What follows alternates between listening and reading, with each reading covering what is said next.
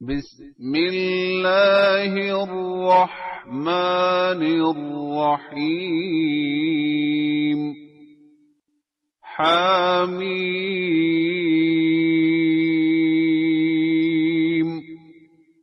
تنزيل الكتاب من الله العزيز العليم غافر الذنب وقابل التوب شديد العقاب ذي الطول لا إله إلا هو إليه المصير ما يجادل في آيات الله إلا الذين كفروا فلا يغررك تقلبهم في البلاد كذبت قبلهم قوم نوح والأحزاب من بعدهم وهمت كل أمة برسولهم ليأخذوه وجادلوا بالباطل ليدحضوا به الحق فأخذتهم فكيف كان عقاب وكذلك حقت كلمة ربك على الذين كفروا أنهم أصحاب النار الذين يحملون العرش ومن حوله يسبحون بحمد ربهم ويؤمنون به ويستغفرون للذين آمنوا ربنا وسعت كل شيء رحمة وعلما فاغفر للذين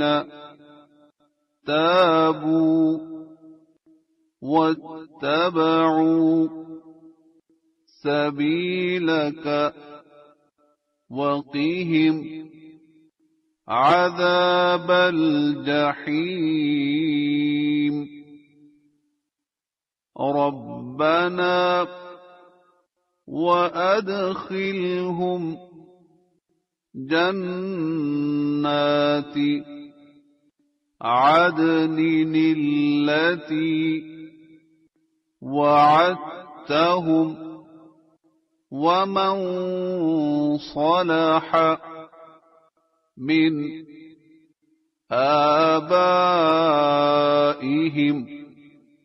وأزواجهم وذرياتهم إنك أنت العزيز الحكيم وقهم السيئات ومن تق السيئات يومئذ فقد رحمته وذلك هو الفوز العظيم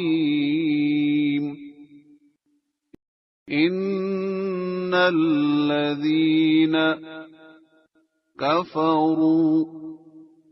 ينادون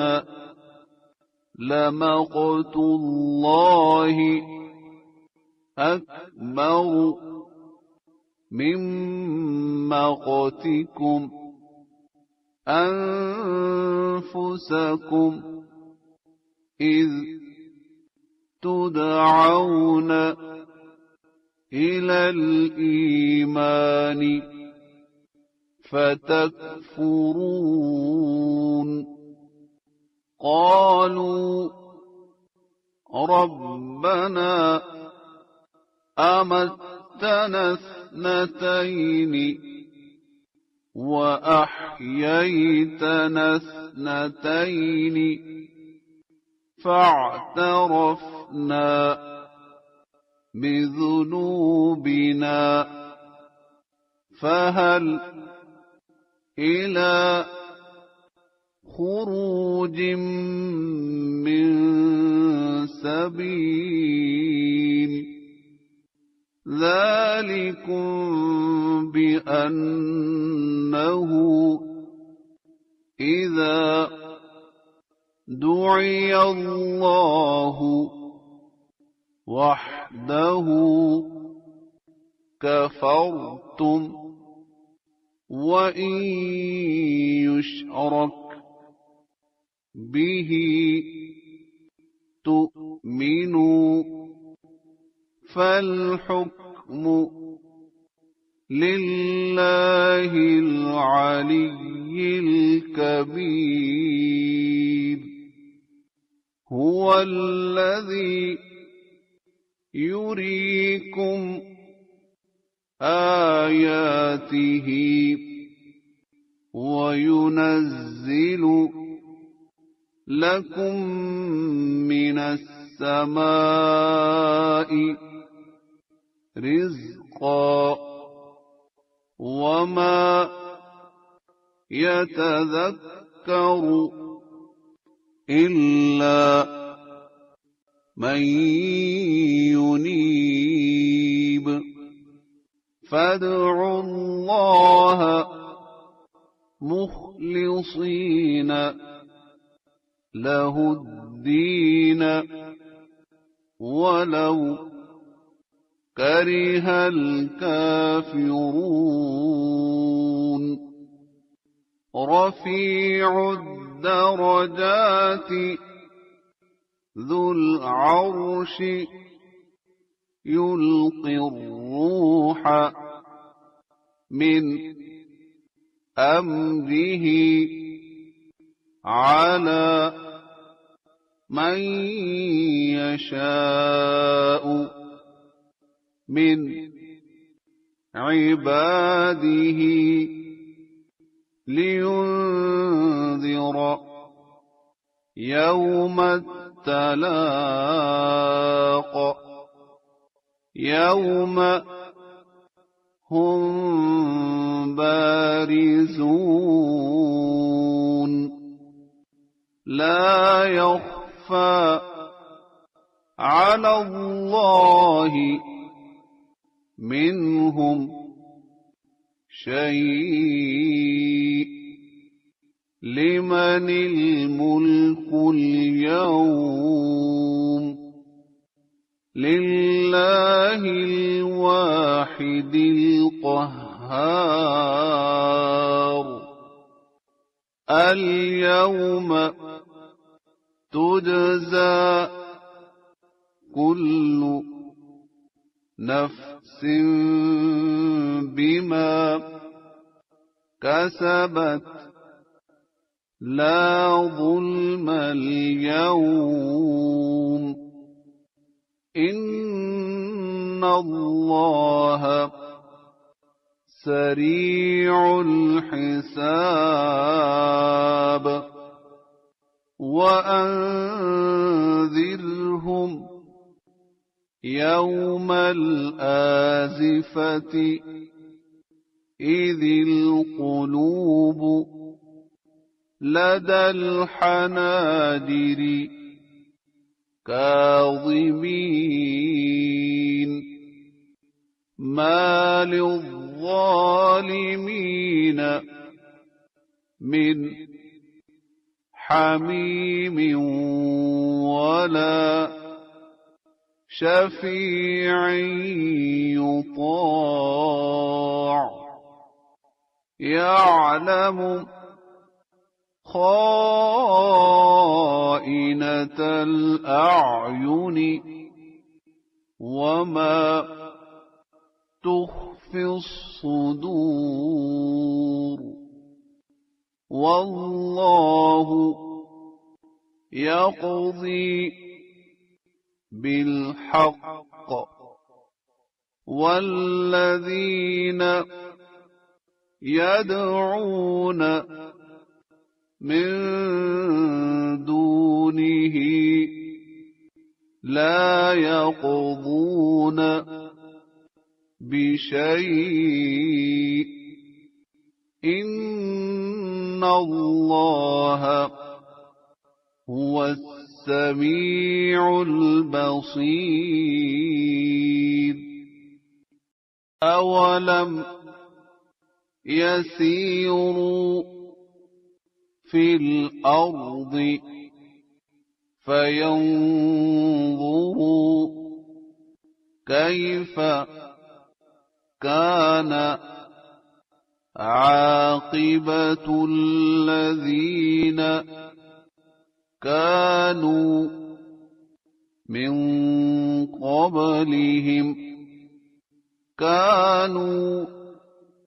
هم أشد منهم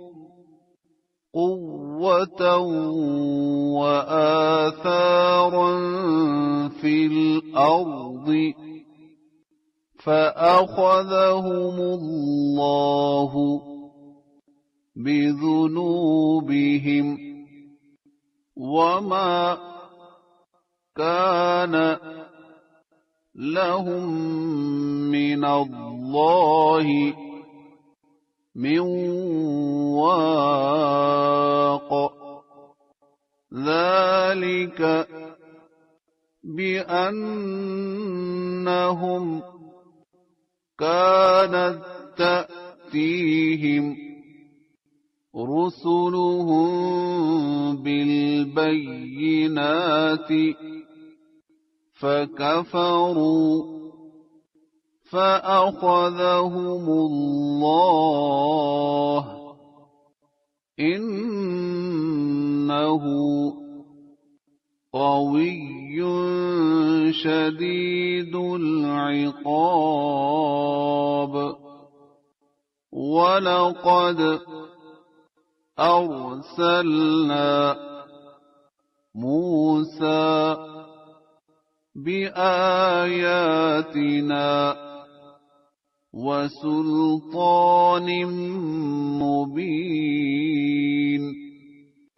إلى فرعون وهامان وقارون فقالوا ساحر كذاب فلما جاءهم بالحق من عندنا قالوا اقتلوا أبناء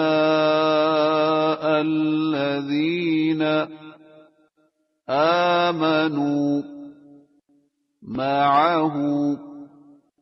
واستحيوا نساءهم وما كيد الكافرين إلا في ضلال. وقال فرعون ذروني أقتل موسى وليدع ربه إني أخاف أن يبدل دينكم أو أن يظهر في الأرض الفساد. وقال موسى إني عذت بربي وربكم من كل متكبر لا يؤمن بيوم الحساب. وقال رجل مؤمن من آل فرعون يكتم إيمانه أتقتلون رجلا أن يقول ربي الله وقد جاءكم بالبينات من ربكم وإن يك كاذبا فعليه كذبه وإن يك صادقا يصبكم بعض الذي يعدكم إن الله لا يهدي من هو مسرف كذاب. يا قوم لكم الملك اليوم ظاهرين في الأرض فمن ينصرنا من بأس الله إن جاءنا. قال فرعون ما أريكم إلا ما أرى وما أهديكم إلا سبيل الرشاد. وقال الذي آمن يا قوم إني أخاف عليكم مثل يوم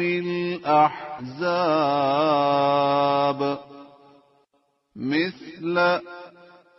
دأب قوم نوح وعاد وثمود والذين من بعدهم وما الله يريد ظلما للعباد ويا قوم إني أخاف عليكم يوم التناد يوم تولون مدبرين ما لكم من الله من عاصم ومن يضلل الله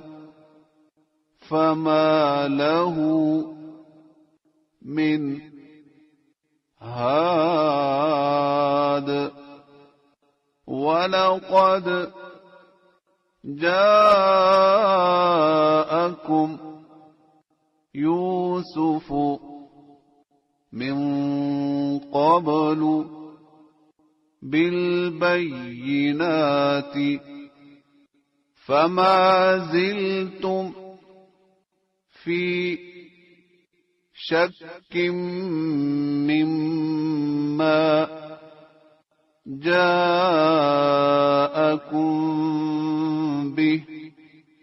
حتى إذا هلك قلتم لن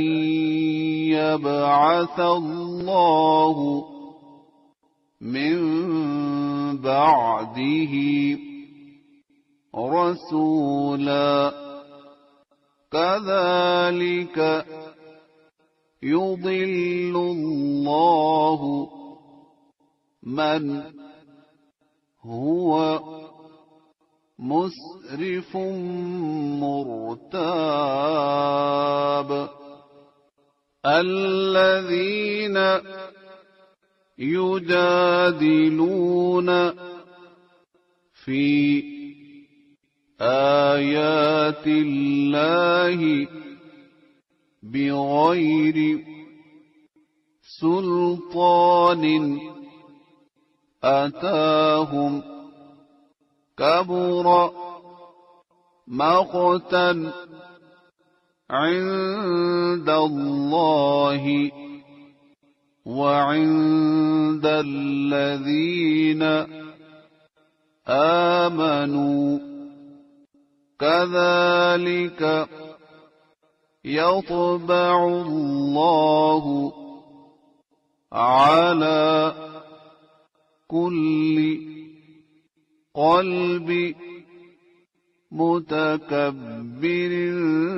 جبار وقال فرعون يا هامان ابن لي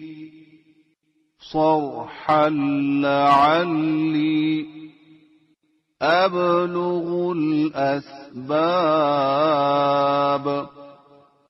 أسباب السماوات فأطلع إلى إله موسى وإني لأظنه كاذبا وكذلك زين لفرعون سوء عمله وصد عن السبيل وما كيد فرعون إلا في تباب. وقال الذي آمن يا قوم اتبعون أهدكم سبيل الرشاد. يا قوم إنما هذه الحياة الدنيا متاع وإن الآخرة هي دار القرار. من عمل سيئة فلا يجزى إلا مثلها ومن عمل صالحا من ذكر أو أنثى وهو مؤمن فأولئك يدخلون الجنة يرزقون فيها بغير حساب. ويا قوم ما لي أدعوكم إلى النجاة وتدعونني إلى النار. تدعونني لأكفر بالله وأشرك به ما ليس لي به علم وأنا أدعوكم إلى العزيز الغفار. لا جرم أنما تدعونني إليه ليس له دعوة في الدنيا ولا في الآخرة وأن مردنا إلى الله وأن المسرفين هم أصحاب النار. فستذكرون ما أقول لكم وأفوض أمري إلى الله إن الله بصير بالعباد. فوقاه الله سيئات ما مكروا وحاق بآل فرعون سوء العذاب النار يعرضون عليها غدوا وعشيا ويوم تقوم الساعة أدخلوا آل فرعون أشد العذاب وإذ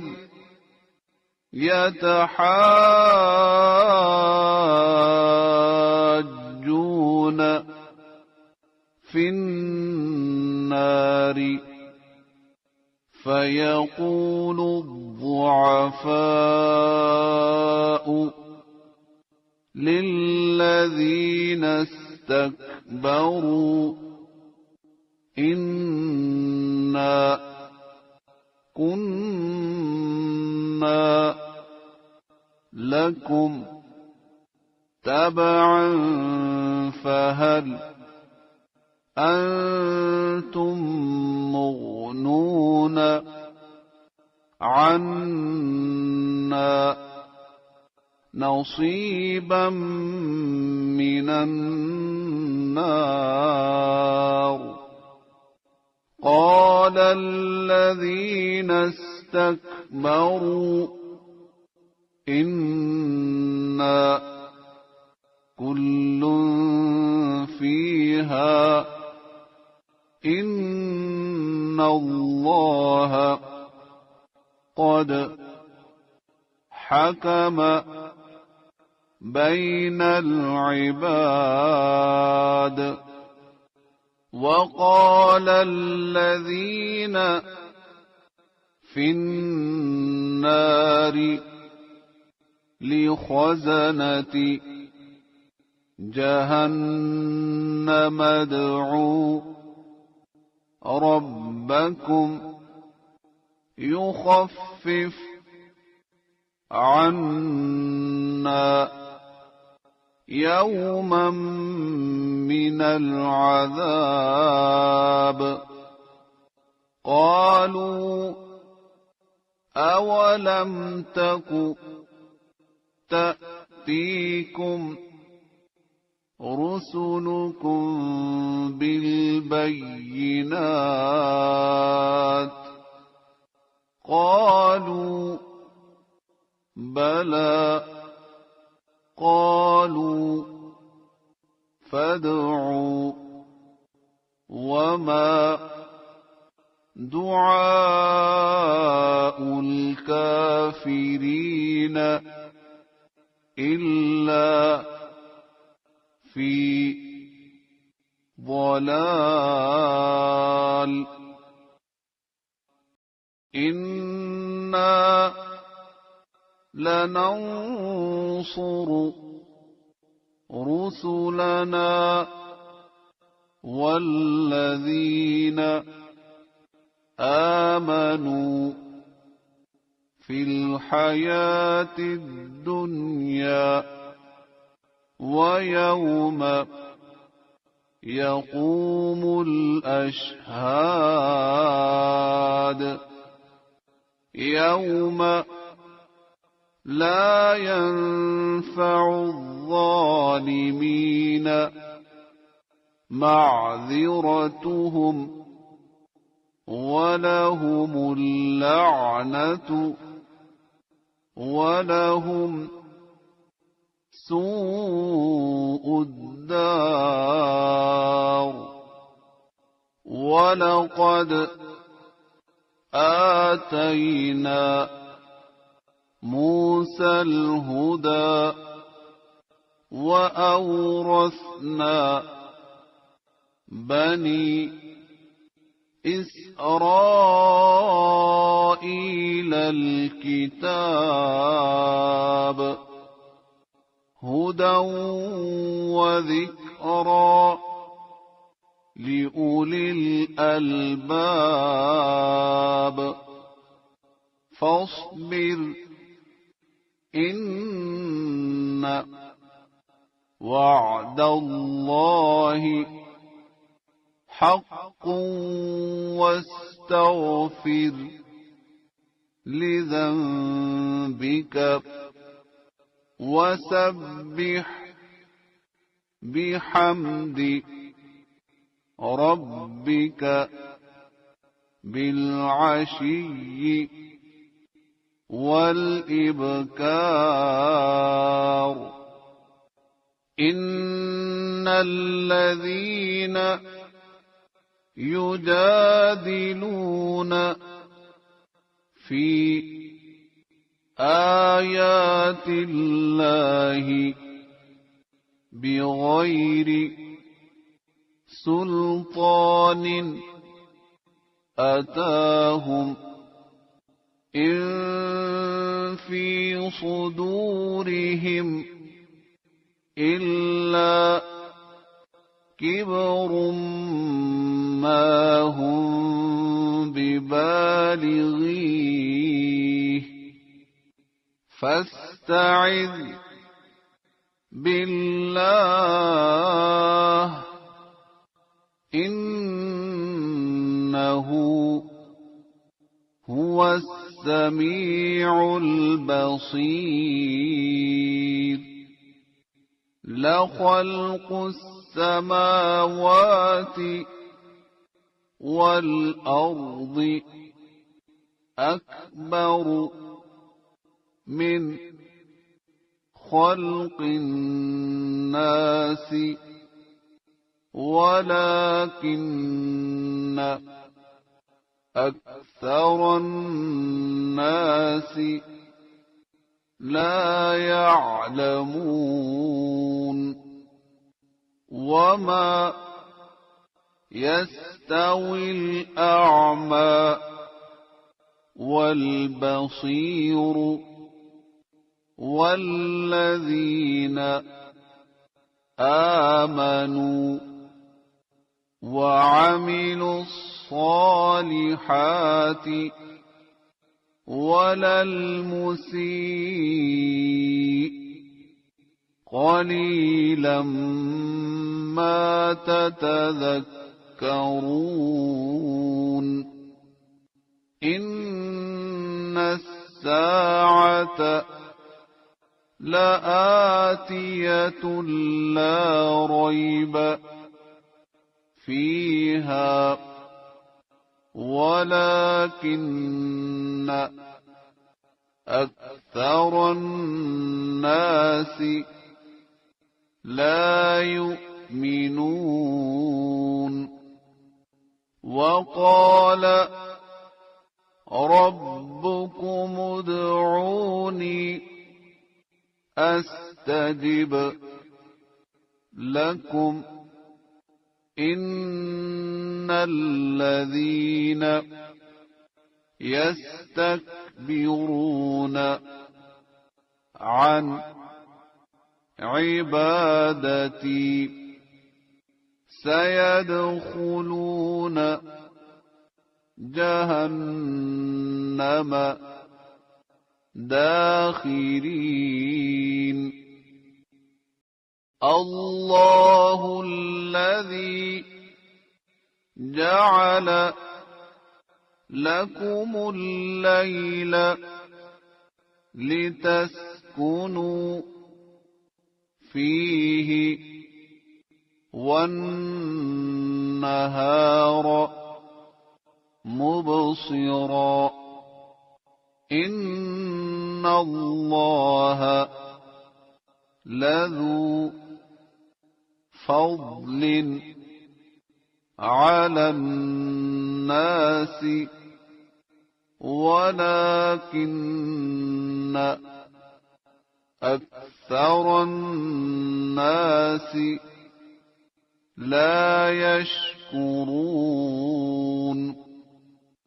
ذلكم الله ربكم خالق كل شيء لا إله إلا هو فأنى تؤفكون كذلك يؤفك الذين كانوا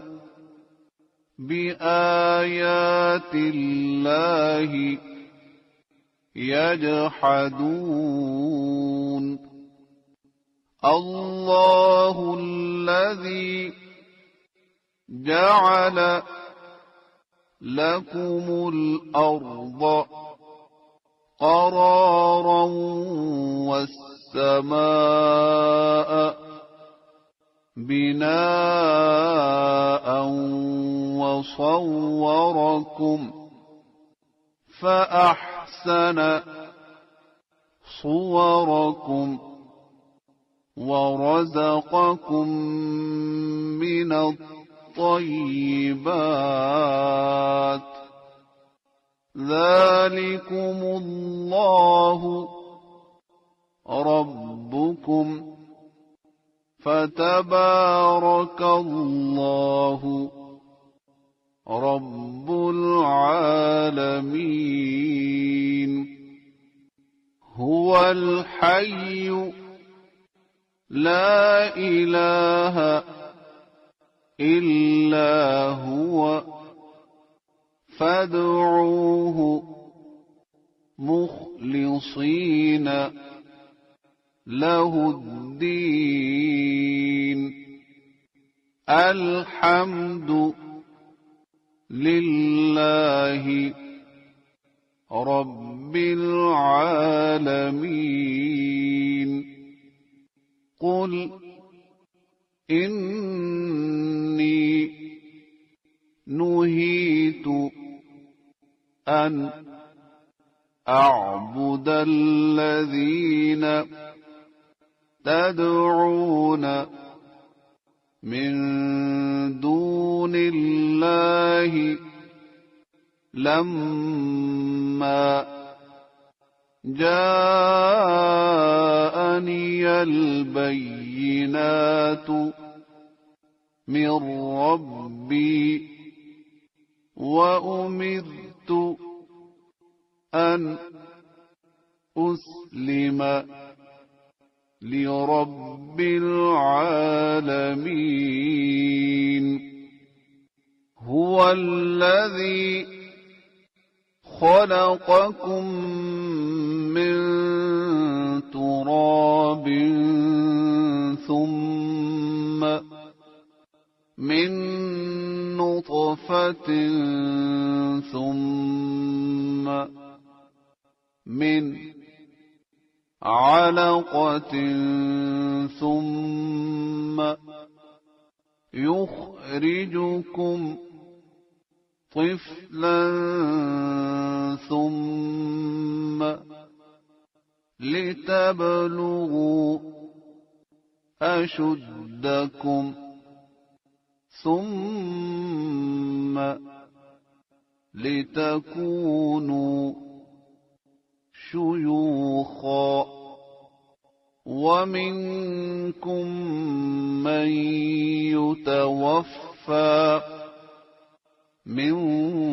قبل ولتبلغوا أجلا مسمى ولعلكم تعقلون هو الذي يحيي ويميت فإذا قضى أمرا فإنما يقول له كن فيكون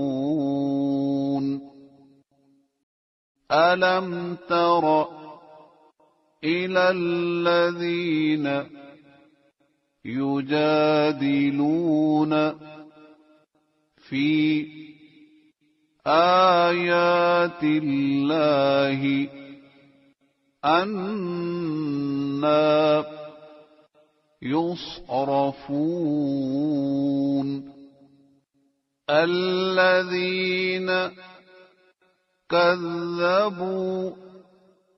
بالكتاب وبما أرسلنا به رسلنا فسوف يعلمون إذ الأغلال في أعناقهم والسلاسل يسحبون في الحميم ثم في النار يسجرون ثم قيل لهم أين ما كنتم تشركون من دون الله قالوا ضلوا عنا بل لم نكن ندعو من قبل شيئا كذلك يضل الله الكافرين ذلكم بما كنتم تفرحون في الأرض بغير الحق وبما كنتم تمرحون ادخلوا أبواب جهنم خالدين فيها فبئس مثوى المتكبرين فاصبر إن وعد الله حق فإما نرينك بعض الذي نعدهم أو نتوفينك فإلينا يرجعون ولقد أرسلنا رسلا من قبلك منهم من قصصنا عليك ومنهم من لم نقصص عليك وما كان لرسول أن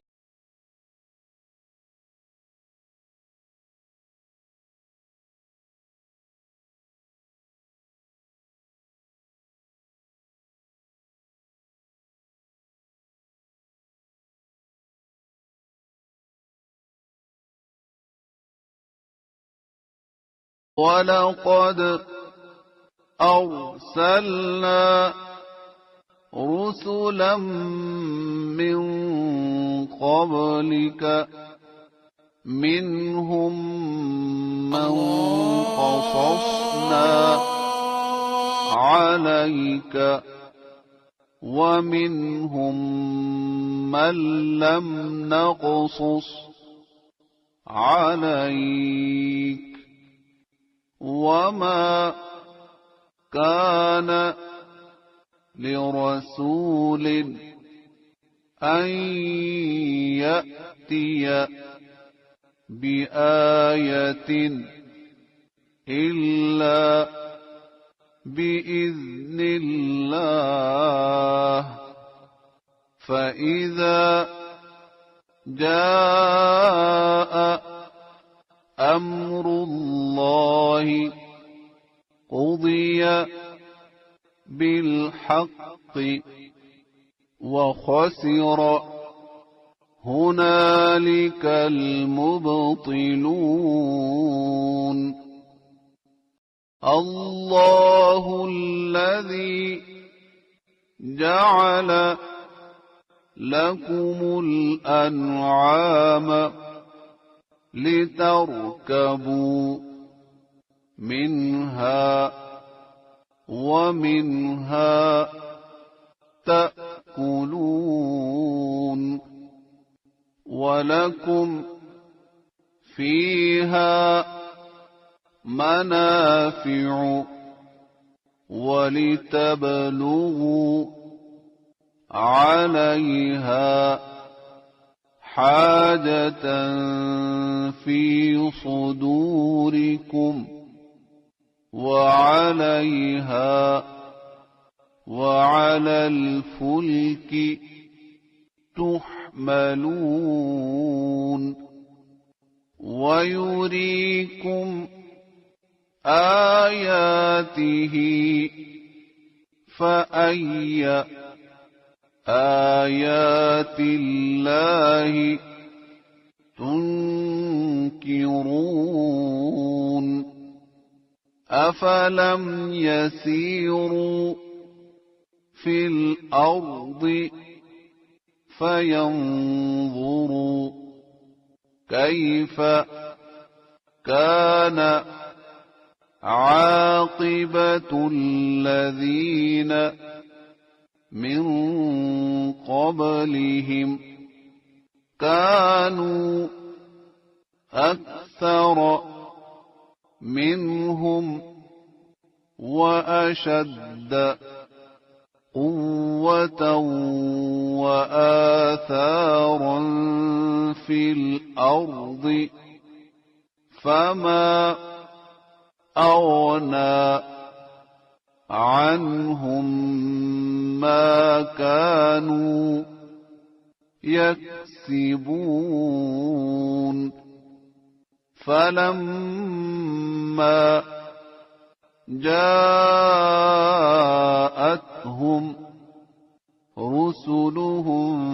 بالبينات فرحوا بما عندهم من العلم وحاق بهم ما كانوا به يستهزئون فلما رأوا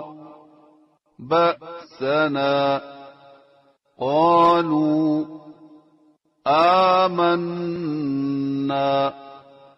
بالله وحده وكفرنا بما كنا به مشركين فلم يك ينفعهم إيمانهم لما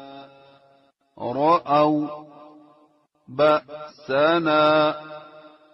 سنة الله التي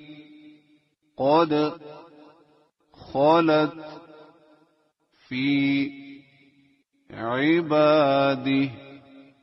وخسر هنالك الكافرون